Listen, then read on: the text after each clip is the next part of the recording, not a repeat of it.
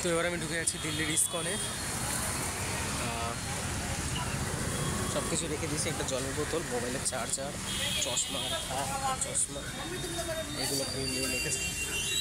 এখান থেকেই ভাবছি সব জায়গায় ঘুরবো। তারপরে একবার বিকেলে এসে আবার ব্যাগটা নিয়ে যাবো।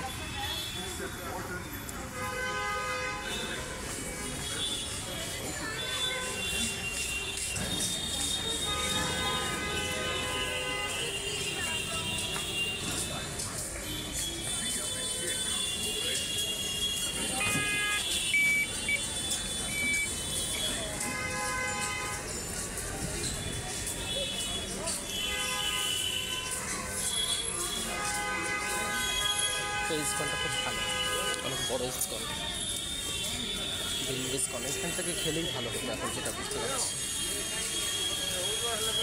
জুতো রাখারও জায়গা আছে।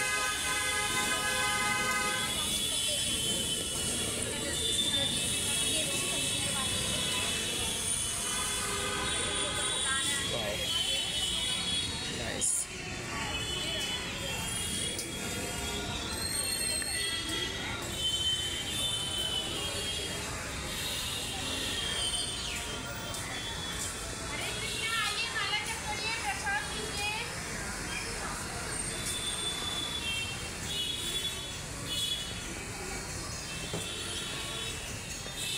সব কিছুই আছে, তো আমাদের কিছু